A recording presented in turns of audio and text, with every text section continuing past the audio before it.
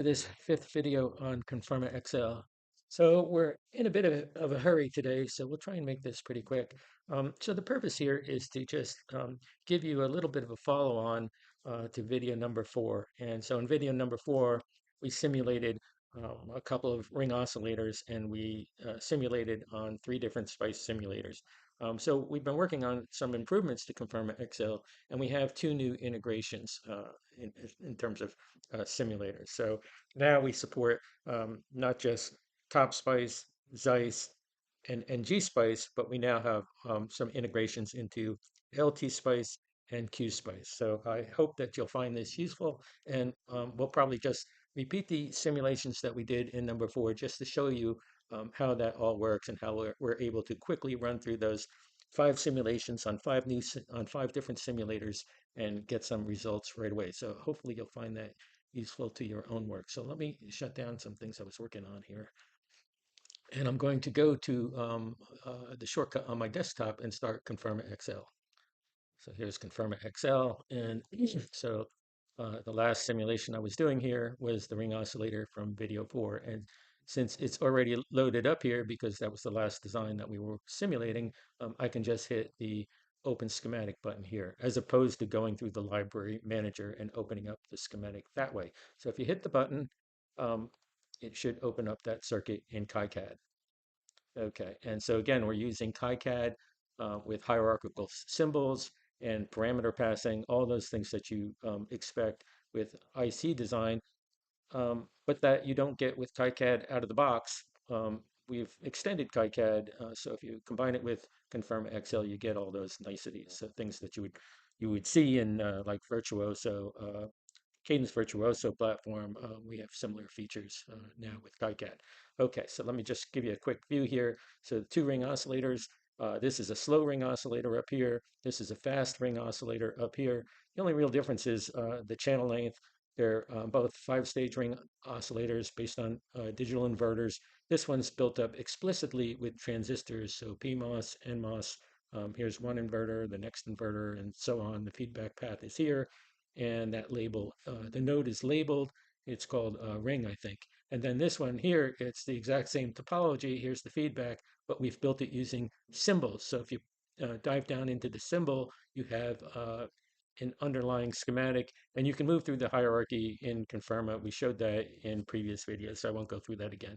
Okay, so 2 inverters, 2 inverter-based oscillators, I should say. One is a low frequency oscillator. That's this one here, long channel length. This one here is a high frequency oscillator because the channel lengths are short. They're almost minimum length for this process. The process is PSMG, Predictive Semiconductor Modeling Group, and it's 180 nanometers. It's very similar to TSMC or Tower Semiconductor or TI or SMIC. The models are HSpice models. I think we're using BSIM3, if I remember. So things are set up so that all these models run on all 5 of these symbols. So, which is kind of nice, and it wasn't always like that. So it seems like things are improving in terms of compatibility across Spice simulators. But of course, there's still not perfect compatibility, and there's not all Spice simulators don't have the same capabilities. So it's nice to be able to pick and choose your Spice simulator depending on the problem that you're trying to solve, and it's very nice to be able to run those simulators from the same set of schematics based on KiCad. So you don't have to re-enter your schematic in a completely different schematic capture program in order to run one simulator versus another simulator. You can do all this in the ConfirmaXL environment. I think we're the only platform that offers this now. So okay, so in any case, let's get going here. So I'm going to, again, we went through this a little bit on previous videos. The main tabs that we're interested in is the include tab and the Spice Circuit Netlist tab. I've talked about them already, so I won't spend much time there, but basically you hit the netlist button and Confirma uh, goes over and reads the KiCad files, the schematic files, and it extracts the netlist. And it does hierarchical netlists. Again, something you don't get uh, using hierarchical symbols with KiCad out of the box. So there's a lot of custom software that we did to make all that work. So there's the Spice netlist that we're going to simulate, and we've already got, we're going to be doing transient simulations.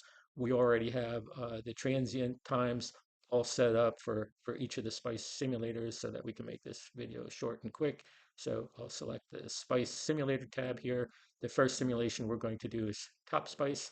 So I'll go ahead and simulate Topspice. Should, oh, I'm not sure what happened here. Let me close that. That was unexpected. Let me try that again. Okay. Okay, so new release. It's not up on the web yet, so we'll take a closer look at that.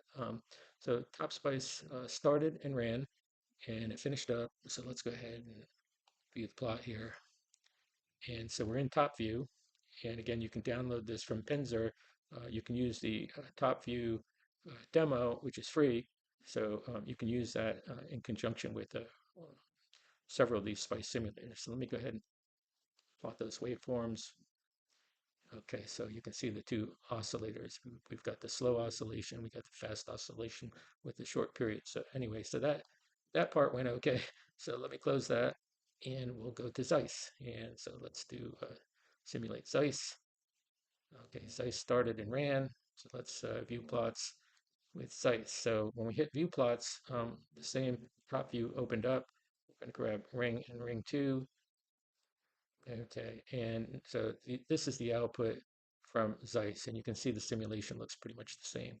So that was Xyce. So now we're going to do NGspice, hit NGspice, and we're going to simulate. That was NGspice, view. Okay, it's not a very long simulation. There are some differences in the maximum transient time between these simulations. So if you see a difference in how long it takes for the simulation to run, don't put too much weight on that because the simulation times are set up a little bit differently. So okay, and so that was NGspice. So we did Topspice, Xyce, and NGspice so far. Let me pop that down. Let me go to LTspice, and I'll hit LTspice. It's in the net list. Okay, LTspice, I think that opened up and ran. It looks like it did. And say okay, and we'll plot these waveforms. Okay, so there's a LTspice. So I'm not that familiar with LTspice, but many people use it and like it. So now you can run LTspice from your Kicad with Confirma. Now there's also great interest these days in Qspice. And so some people are trying to transition from LTspice to Keyspice. Well, this is one way you can do that, or you can just you can still use both. There's no problem doing that.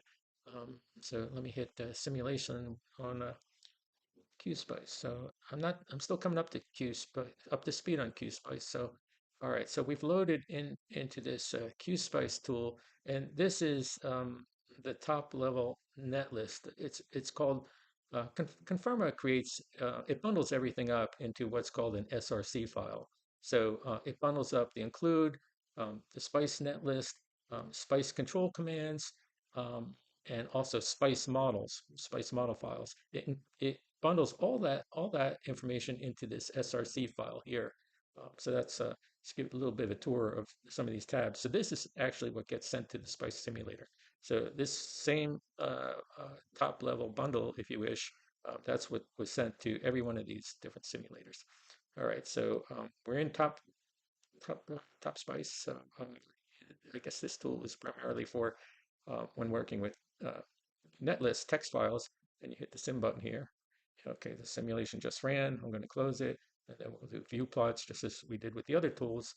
And again, I'm still coming up to speed here. It's a very nice tool though. Waveforms look very nice, I noticed.